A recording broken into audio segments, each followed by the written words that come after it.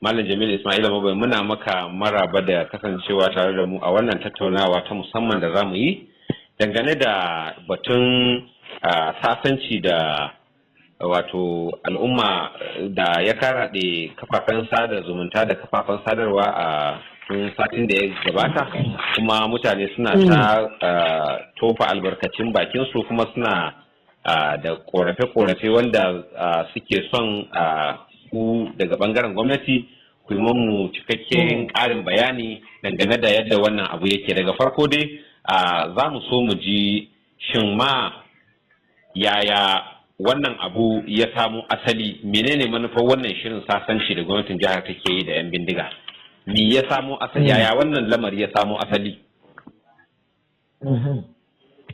To masha Allah, ina godiya da wannan dama da kuma wannan tuntuɓa da kuka yi. Kamar wannan kusan fitowa na biyu ko na uku kenan a wannan kafa ta kusa Aminiya akan wannan batu. To amma kamar yadda ka tambaye ni menene ya aka yi abin ya samo asali, kowa ne sanda gwamnatin Malam Dikko ta hau ta zo kan wannan mulki. Kusan ƙananan hukumomi 19 suna fama da rashin tsaro a jihar Kaduna.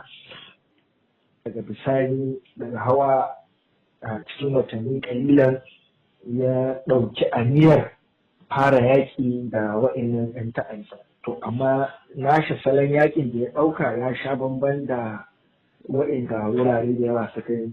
Ta yaya sha bamban sai ya kafa wani 'yan sanda wanda ake kira community watch corps.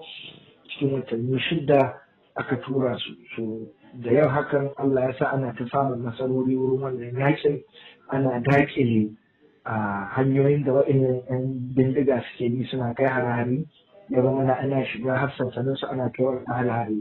Wannan abu ya kawo musu tarniki, ya kawo musu ci baya, ya kawo musu fargaba, ya zama ana ta kashe su a inda suke. So wannan yana daga cikin yakinin da ya sa su 'yan ta'adda suka nemi a yi sulhu.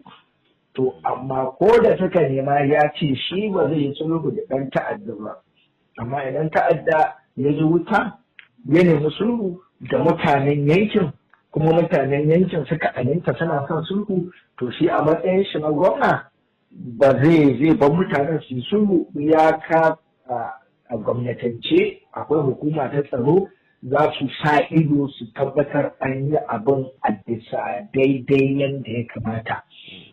So ka ji abin da ya faru, misali in ka ɗauki jibiya, na yi rinkunin hira da 'yan jibiya security forum wanda suka jagoranci abin, suka yan bindigan su irin su audin nan kai suka bada musu cewa suna so a yi wannan sulhu, wanda su kuma da suka gaya musu suka je suka samu hakimai aka kira malaman addini, aka yi amfani da masallatan juma'a, aka yi amfani da hanyoyi ne da mutanen gari za su shaida cewa ga abin da mutanen nan suke so. Shi mutanen gari kun yadda a yi wannan abu, mutanen gari suka aminta suka ce sun yadda a zo a yi ta da su suka nema.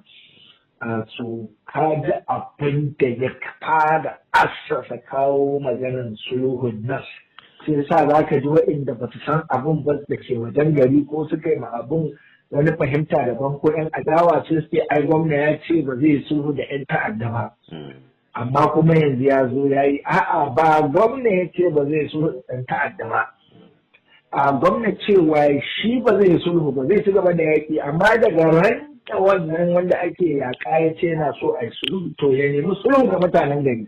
Mutanen gari sun aminta mulkin da yake a mutanen gari yake mawa ba kan shi ba sosai, amma za a saka ido. Misali kuma in ka kalli kasashen duniya abinda bature yake ce na global conflict resolution mechanism ko kuma global abubuwa, duk yaƙe-yaƙen da aka yi duniya wanda ya yi nuni da ta'addanci akan wannan banditiri namu, za ka ga a kan tebul ake zuwa a gama shi. Muna ganin abin da ke faruwa tsakanin Israel da 'yan Hamas, tsakanin Israel da Hezbollah. Ƙasar Amurka ke shigowa ta tsaya a samu mafita, a sami yarjejeniya, a yi sulhu, ku ba mu mutanenmu mu ba ku naku. Haka ake tafiyar da abubuwan. Ka zo gaba da nake so in shigo, amma dai zan so kuma in ƙara tambayar ka cewa shin wane ne a tsakanin gwamnati da su wayannan 'yan ta'adda ya fara kawo maganar yin wannan sasanci? 'Yan ta'adda su suka kawo suka ce suna so a yi wannan sasancin zuta. Akwai wani babban ɗan ta'adda Ado Alero da bakin shi ya ce an ce sun ji wuta gaskiya kuma su suna so a zo a yi wannan sasancin. Akwai irin Sabo Dinga wanda shine babban ɗan bindiga wanda ke addaba mutanen yankin su Safana, ana ce ne sanago in ka Safana dutsen ma dabbobin nan dai nashi ne, shi ma su san ambata sun ce suna so a yi wannan soji. Na shiga cikin kwamiti na tsaro na Batsari da na Jibiya, na je na gani ba wai jiyau ba, na gani na saurara, na ji in bindigan san ambata haka su suka yi. Su kuma mutanen gari abu ne wanda dama mutane ne ba su yi aikatan ko terrorism ba, terrorism bai saɓani ne ake samu, mutanen nan dama tare da su muke zama, 'yan uwanmu ne, aka samu saɓani kwanaki lokuta da yawa aka bari har ya kai inda ya kai. To yanzu an dawo mun fahimci wannan saɓanin cewa oke to yanzu mun yadda mun gaji muna so mu dawo mu zauna da kowa lafiya. Dangane da cece-kucen da ake dangane da cece-kucen da ake na cirin gwamnatin jihar Katsina da za ta saki wasu tubabbun 'yan bindiga kamar yadda ita gwamnatin ta kira su har zuwa kusan mutum 70. Menene tsari ko kuma yaya abin yake ya yarjejeniyar take tsakanin su wannan 'yan bindiga da ita gwamnati? Za a ba su wasu mutane ne ta sako namu mu ma gwamnati za ta saka masu mutanen su da ke hannun gwamnati su ma su sako mutanen al'umma da ke hannun su, ko yaya tsarin yake, musamman dai wannan mutum 70 da ake ta kaddama a kansu? Shi wannan tsarin na da za a sake mutum 70 abu ne wanda nake so mutane su fahimta da shi.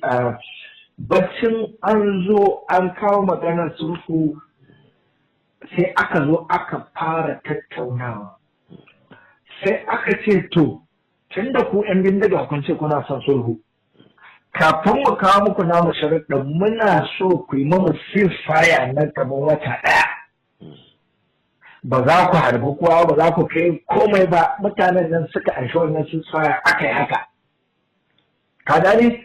So a san da ake kamar wata ɗaya na ceasefire nan akwai sharaɗa da su mutanen yankin wannan community ɗin suka wunda ya ma bandits guda 14 ne.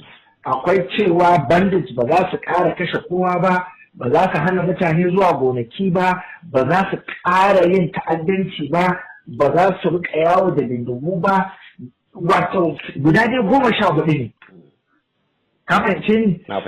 Yau sannan kuma mutanen da suka yi kidnapping sai sun sako su, wanda yana ɗaya daga cikin sharuɗa na farko. Mutanen nan suka kai sanyanta. A ba tare da aka fara yi sai da kaf ɗan dindiga suka saki mutanen Batsari da suka yi kidnapping. Haka ma Audun Lankai a Libya. Sannan kuma cikin yarjejeniya akwai cewa tun da abu ne yanzu aka fara akwai cikin yaran su ɓata gari wanda za su iya yin wani abu, ka fahimce ni, ba tare da sanin manyan ba. Manyan suka ce idan wannan abin ya faru a gaya musu. Ina gaya ma a Jibiya akwai wani wanda ake ce ma Audun Lankai, akwai wani yaron shi Balawuta ya je ta'addanci, Audun Lankai ya sa aka mai bulala, ne ya ƙara yi shi da kanshi ya kashe shi. Don su nuna cewa sun yarda da wannan tsarin kuma suna so ya yi aiki. To, daga bisani bayan waɗannan conditions ɗin, aka ce gashi aka ba su suka yi accepting in total a jumlatance gaba ɗaya. 'Yan bindiga da aka yi wannan sun saki mutum ya yi sama da 1,200 zuwa 1,300 a jihar Katsina. Amma a iya ƙananan hukumomin da suka anshi wannan sulhu waɗanda ke fama da matsalar tsaro. Na biyu, su ma suna da nasu da matsin saboda aikin bai aka ce. Wato suna da nasu bukatu. Of course! To menene bukatun nasu? Yawa, ɗaya daga cikin bukatun shi ne suna so a ba su dama su rika shigowa kasuwanni suna hidindimu kamar yadda kowa ke yi. Wanda dama suna da wannan damar cikin masu wannan abin ya sa in suka shigo a sai a kashe su. ana kashe iyalansu. Suka ce kuma suna so a ba su dama a gina musu makarantu, a gina musu asibitoci, a kawo musu abubuwan more rayuwa. Na uku, suna son su rika samun duk wata dama da ni da kai ke samu a matsayinmu na 'yan jihar Katsina, su ma tun da 'yan jihar Katsina ne, haifaffun jihar Katsina ne, amma an samu saɓani da ya sa suka koma da wato yanzu za su dawo cikin gari da zamansu. Wanda duk yana cikin part of peace agreement ɗin, kuma an yi haka kuma sun yi abided by abin. Sai last part ɗin wanda yanzu ya zama abin takaice ga al'umma shine akwai 'yan uwansu da aka kama. Misali akwai kamar a dutsen ma inda su jankare suke. Bayan an yi wannan sulhu wata shida suka ce to ga jama'insu wai na 'yan uwansu ba haɗin ta'adda ba ne dukansu ke kotu cikin nufin saba'in ina. A dutsen ma mutum 11 akwai saboda yadda abin ya lalace kamar jankare in yi ta'addanci ana so a wannan sai a ji a kama ko kanin shi ko ɗan uwan matan shi ko dai wani makamacin haka. Mutum 10 da ke karamin hukumar dutsen ma 'yan uwansu ne ba ma 'yan ta'addan ba. Kamar yanzu a ga Usama bin Laden lokacin ana iya kama cousin shi ko wani abu don a rike shi a samu wancan wanda ake so. Kaji ɗaya. Na biyu akwai kuma bandit wanda sun aikata ta'addancin to amma yanzu suna gidan tsaro kuma yanzu an yi wannan sasancin kuma mutanen nan sun ce ko da sun fito wayannan mutanen ba za su koma ba. Me yasa muke da yaki ba za su koma ba ga abin da ya ma da ajibe abin da Saudin lankai suka ya kashe ɗaya daga cikin manyan yaran shi. Jankare na dutsen ma wanda ya kashe ACP Aminu Umar da ya zo wurin taron sasancin ya aishi sasancin da ya koma ya mai bajiri mutanen yan fulani suka kashe shi da ake sasancin. Yanzu ina ba magana kai ba za ku samu wannan labarin ba da yake tsaro ne wani sa'i ba komai za a yi to ana haɗi ba amma za a kama hukumar safana su hoton da samun hoton ta suna soke aikin vigilante a wurin duk inda za a samu matsala hari sai ka tafi na tuzanin lafiya. So wannan hare-haren da ke faruwa na yanzu da aka ɗan yi kwanakin sati 2 yana ɗaya daga cikin kamar ɗan fushi da suke so su nuna cewa na su hasan cika nasu a ganin kan an yi zaman lahiya na wata 6 amma an ki a fara cika musu nasu. Na fahimta. A to daga ka ji abin da ke faru. To kuma bari ka ji amma ba ma gwamnatin ka tsada take wai a'a. Mutanen community ne suka zo suka ce mu gwamnati suka ga gwamnati cewa okay ga abin da mutanen ne yanzu ke faruwa.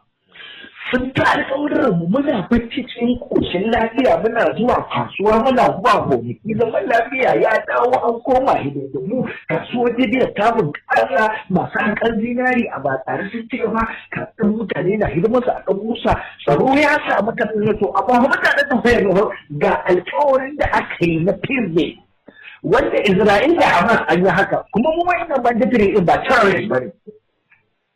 Alhaji an zauna da ɗan ta'adda terrorist ne aƙida wanda ko da an yi swapping an canza zai koma ba zai ba aƙida shi bai nan ka aƙida shi. Muna dai kan maganar su wa'annan mutum 70 takamaimai ɗin nan shin daga gidan yarin ne za a sako su koko a ina ne suke? Da gidan yari. Okay.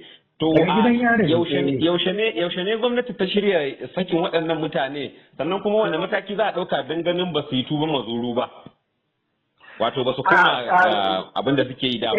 Gaskiya wannan tambayar ta yaushe ne gwamnati ta yi sakin su gaskiya ban da wannan information din ban da wannan takamaimai amma ina bincika zan samu ma amma dai na san ita gwamnati ta rubuta ma shi cin joji cewa ga wato alƙalin yadda takardar da ta fito alƙalai takardar ma ta fito ko ya ganta akan cewa ana so ga abin da ke faruwa su ban san gaskiya ya abin yake ba. So amma dai na san ana kan abin sannan kamar yadda na ce ma ai shi wani mataki ai matakin ne aka ɗauka da aka kawo haka a Malam Abubakar. Saboda abin da nake so gane shi ne wato an zauna an yi yarjejeniya. So shi yarjejeniya ne ake yanzu misali Isra'il da Hamas. Kwanan na wannan yakin da ake da aka zauna aka yi. Ai an yi yarjejeniya Isra'il ba ta saki terrorist ba ta maida ma Hamas terrorist. Kana ne su ma sun kama mutanen 'yan Isra'il sun maida. So kuma kafin a irin wannan suke ai dole akwai yarjejeniyar da ake yi na ba za a ga an koma wancan turba da ake ba. Kuma da yakinin cewa to in an yi kaza an koma ga matakin da zai biyo ba. To wannan kuma ba abin da muka gani a ƙasa daga wurin su ɗan bindiga ya nuna cewa mutanen nan sun gaji suna ƙoƙari su iya da abin da za su na cewa zaman lafiya ya ɗaure kamar yadda na ce ma yau Audin Lankai a Jibiya ya kashe Balawuta da jarumin ɓarawo saboda yana so da tada wannan alkawari da aka yi. To ta wace hanya za a bi domin bibiyar? Kare hanyoyin da gwamnati take bi don ganin cewa ana yi kowace karamin hukuma akwai security forum committee da aka haɗa. Wanda duk bayan wata da sati biyu wata ɗaya suke haɗuwa da shugabannin al'umman wannan yankin da kuma shugabanninsu.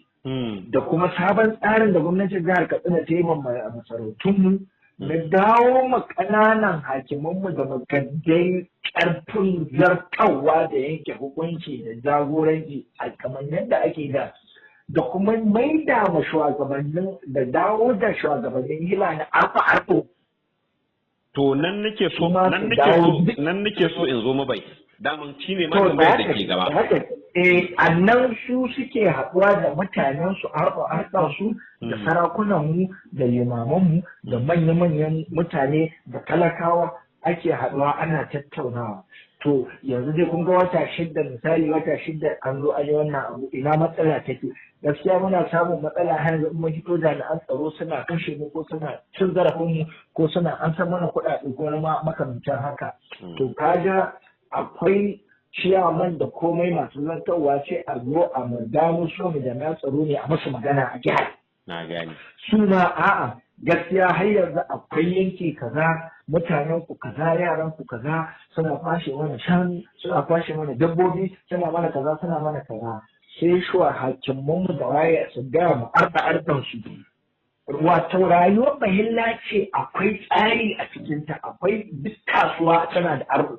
In kasuwar dabbobi ne akwai arɗanta in kasuwar awaki suna da arɗo so abin yana da sauƙi a gano an kwashe oke sun san wannan in an kawo wannan shani wannan kowaye za su gane ta sun san ba ta wannan bace da inda ta hito so kajin da ake ta abin sai sa aka samu zaman lahiya tun da aka yi wannan abu a katsina wata shidda ba a samu matsala ba. To amma kuma mutane ya kamata san wani abu shine shi wannan abu da ya shekara kusan 20 ana yi yanzu a cikin wata shidda ga nasarar da aka samu. Amma bai yiwa a ce dan yau an yi gobe sai a kashe mutum ɗaya sai a ce ai sulhu ya lalace. A'a abu ne wanda a hankali a hankali a hankali a hankali a hankali. Amma ina ma yakinin cewa duk sharuɗan da aka zani wanda ya ma'in ta'addar jihar Katsina billahi nabi sun yarda da wannan sharuɗan kuma sun tabbatar da cewa sun yarda da shi kuma sun aminta da shi kuma mun gani a ƙasa sannan kuma duk abin da suka ce ba za su yi ba ba sa yi. Amma shi peace agreement kamar yadda kwamishinan mana za su tsaro ya magana idan ana wannan suwafin akwai mutane ba wai lallai 'yan ta'adda bane sabanin akwai 'yan uwansu akwai sharukansu akwai matansu ko wani abu makamantan haka wanda za a ga su ne suke so a basu kuma da 'yan ta'addan yana faruwa. Boko Haram an saki 'yan Boko Haram nan ai muna ba farar gwamnati ta yi peace wannan bane 'yan Boko Haram akai ana swafin wannan a bada dar zaman lafiya. To abinda ake so zaman lafiya shi kuma gwamnati duk da yana je kan bakan shi amma abinda mutane suke so shi yake so. Duk wanda ta ga ya soki wannan abu wanda yana da hurri ya soki wannan abu ba a hana shi ba. To za ka ga ko dai ɗan adawa ne ko kuma bai fahimci abin yadda yake ba. A gani ko kuma yana da wata manufa da ake karuwa da wannan yakin da ake yi. Amma in ba ka da wannan ɗan garin mabai gari na ka ce man wai ba ji daɗa wannan abu ba a karya kake saboda ina da mahaifina har yana su kafin wannan sulhun ba mu iya zuwa mabai ba mu iya zuwa mai noma yanzu zan je mabai in je in kwana in tashi in bi titin shema in shemi in ƙarasa har shemi in je kasuwar shemi in ci in je kasuwar fuskare in ci in dawo kaduna ba a yi sati da yawan ya hidima ba ina tafiya kan titin gabanin ina gani wanda sun ansa su wannan in za ka wuce su ɗaga ma hannu in mota ka ta samu matsala dan ta'addada wanda zai hito daga daji da kashe ka da cocin ka wanda kan ta'addan shi zai hito ce malam da ke matsala gashi ya taimaka ma in taya ne a canza in wani abu ne goya ka kan mashin ku ce ku ɗauko makaniki su baka kariya to yanzu dan girman Allah zai ka kai ma wannan sulhu a waye zai ba ɗan bindiga dama in dai wannan haka ne ba da dama to mu muna son wannan damai saboda muna zama yanzu cikin koshin lafiya babara ya saki mutane tilani ta addu an lera sun saki sun gane mutane ne da ba su san abun ba abubakar suke lalata wannan hidima. Akwai wani tsari da gwamnati ta fitar na sanya ido domin bibiyar wannan batun sasanci din bayan duk abin da ya faru misali akwai daga bangaren ku na gwamnati akwai wasu matakai da kuka dauka na sanya ido da tabbatarwa da cewa wannan abin ya zauna dindindin babu kuma wata matsala da ya samu. Sosai akwai matakan sosai da gwamnati ta dauka a karkashin hukumar tsaro ta katsina wanda ban da iko in yi magana kan wa'ina abubuwan saboda harkokin tsaro ba kuma gani za a faɗi a bayyane amma dai ina ma na tabbacin cewa akwai wa'innan matakai gwamnatin jihar katsina ta ɗauke su kuma inda babu da abu ma bai tasiri ba so nasara ce aka samu saboda irin tsare-tsare da shirye-shirye da hanyoyi da ita gwamnati ta billo ya kai ga waɗannan mutane suka fahimci cewa wannan gwamnati ce wadda ba za ta ɗauki wannan hidima ba suka nemi a wannan sasanci aka yi wannan sasanci kuma gwamnatin ta cika musu alkawari su ma suka cika alkawari to wannan alkawari ne na ƙarshe na yarjejeniya ba da gwamnati ba a da mutanen yankin wurin saboda ai yanki ne local community problem aka samu. A matsayinka na mai kula da harkokin hulɗa da jama'a da yada labarai mai taimaka ma gwamna a wannan bangare. Ta yaya kuke bi kuna dakile yada labaran ƙarya da jita-jita kan wannan sulhu wanda kuma kun tabbatar daga bangaren ku cewa abu ne mai kyau kuma har ya fara haifar da ɗa mai ido. Yaya kuke bi domin dakilewa da kuma wato tunkarar yadda ake yada labaran ƙarya da jita-jita dangane da wannan. Ɗaya daga cikin abubuwan da muke bi shine turu irin wannan abu da muke da kai yanzu. A kafafen yada labaran da na ƙasa da na jihohi da kuma na local da kuma social media. To amma abin da ke faruwa shine ni da cewa wanda ya san gaskiya kuma mutane ba ka iya sa su so abu in ba su so shi ba.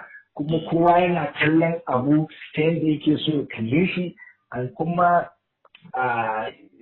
naturally shi ɗan adam ko za ga ana ɗan yawanci an fi adawa da ita gwamnati mai ci a wannan fage amma abin ban mamaki ni abin da nake so shi ishu na tsaro ba abu bane wanda yadda mutane ke amfani suke yaɗa labaran wasa'i ba bincike kuma ba su yadda zan ma shi ba bature yana ce ma abun context ba da background context na abun sai a yanki wani bangare kawai a ce gwamnati zai saki mutum 70 sai a tsaya gwamnatin jihar katsina ta rubuta takarda cikin sirri za ta saki mutum 70 saboda kaza wannan ya biyo bayan sirri babu context wanda ya karanta ko wani can shi ma in ya ɗauka kawai zai ce ai gwamnati zai saki yan ta'adda kan 70 ne a hannun su zo su kashe mutane wai babu context na menene ya faru da aka zo a wurin. A matsayin ku na su wane ne haka da misali menene ya faru da har za a saki mutum 70 mutum nawa namu ne suka saki 1,200 kaf yanzu jihar Katsina babu wanda ɗan ta'adda babu ce na victim wurin ɗan ta'adda a cikin to a ina gama ne ai ka gane an su wa'annan mutum 70 kuma cikin mutum 70 akwai yan uwansa akwai matansa akwai sarkarsa akwai ƙannansa akwai waye zama kuma akwai yan ta'addar kuma sun nuna gashi to amma social media tana cikin abin da ta ƙara lalata wannan hidimar ta ruruta ta kowa sai tashi magana tsaro abu ne wanda is very very very dicey da ya kamata a ce akwai yanda ake magana so wata sa'i kafafen yaɗa labaran sun ba da labaran ne don a samu clicks a samu mabiya to amma ba san suke ƙara lalata hidimar ba. Wani sako gwamnati ke da shi ga mutane da har yanzu suke da shakka kan wannan batu na sulhu. Ai sakon da gwamnati ne abin da zan ce shine su kalli yanayin tsaro a jihar Katsina shekara 5 da ta wuce. Su kalli yanayin tsaro a jihar Katsina shekara 1 da ta wuce. Su kalli yanayin tsaro a jihar Katsina wata 6 da ya rage. Su kalli yanayin tsaro a jihar Katsina wata 1 da ya wuce. Sai su ba kansu ansa a shekara 5 da ta wuce ba ka iya zuwa ɗan Musa, ba ka iya zuwa Batsari, ba ka iya zuwa Jibiya, ba ka iya zuwa Kankara, ba ka iya zuwa Faskari, ba ka iya zuwa ɗan Jima, ba ka iya zuwa Kuntuwa, ba ka iya zuwa kasuwa. Shekara 5 da ta wuce ba manoma ba ka iya zuwa noma, ba ka iya zuwa gonaki, ba ka iya zuwa kasuwanni, ba ka iya zuwa asibitoci.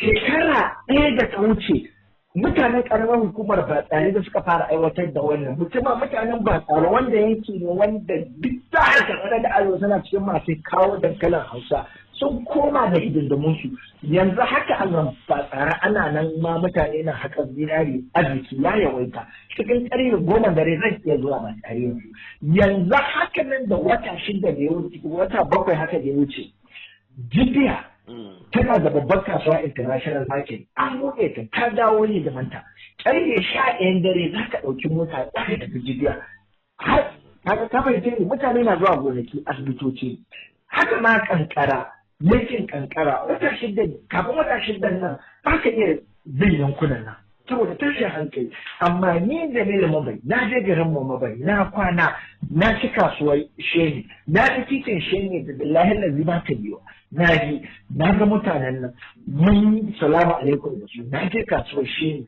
na ci kasuwar sheni kuma na dawo Katsina na je Faskari na je Ɗanjumi na fito lafiya lau kai na rantsu ma da Allah Abubakar yaushe ne na je Zamfara ina dawowa wallahi tallahi mota ta lalace man a daidai Jibiya billahi da kawai na kwantar da sai mai bacci na rantsu ma da Allah a mota mai bacci sai ma shagari da sahi na buga hannu da shi makaniki to alhamdulillah daga karshe Alhaji Mabai menene to mutane su duba su gani ya rayuwar su take a da wata 6 gurin tsaro da yanzu su duba ya rayuwar su take shekara 1 a wannan da yanzu sannan kuma su tsaya su kalla wa'inda ke adawa da wannan abun su ne shekara 5 da ta mutu suka yi wa'insu decision suka yi wa'insu policy suka yi wa'insu yaudara da ya kawo wannan yankin zama yanzu kuma su suka dawo suke so su zo su kawo rudani a kwalwar mutane. Daga ƙarshe ne kuma wannan shiri kuma me jama'a za su sa ran gani nan gaba? Zaman lafiya. Ai ba abin da wata zaman lafiya. Ai zaman lafiya ɗoɗar in ba na haka rarara. Zaman lafiya a Katsina ɗoɗar.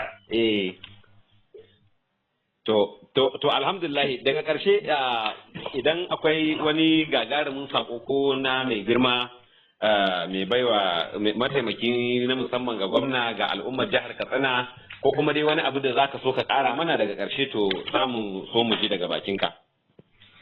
Kawai abin da kira na shine ga al'ummar jihar Katsina don Allah ta annabi mu yi haƙuri ci gaba da yin haƙuri mu ci gaba da roƙon Allah mu sa ido mu ga yadda wannan abun gwamnati ta samu ta ida magance wannan illar tsaro har ya zuwa ƙarshe saboda ita tsaro banda gwamnati tana buƙatar mutane al'ummar yanki so kuma al'ummar jihar Katsina suna ta ba da wannan gudunmawa to amma yanzu siyasa ya zo yan siyasa kamar daɗi ma suke ji yadda wannan abin ke faruwa ne ni ban sani ba so amma dai yan siyasa ya zo mutane sai mun bi a hankali kada mu yi siyasa da tsaro ba abin siyasa ba ne kan mu sa siyasa a ciki mu tsaya mu ci gaba da roƙon Allah wannan sulhu da aka yi da muka ga amfanin shi ya daure, Allah ya bar mu cikin zaman lafiya. Saboda shi wannan tsaro in rashin ya zo ba a cewa kai ɗan APC ne ko CBC ko ADC ko ma wane ne dukkan mu take shafa.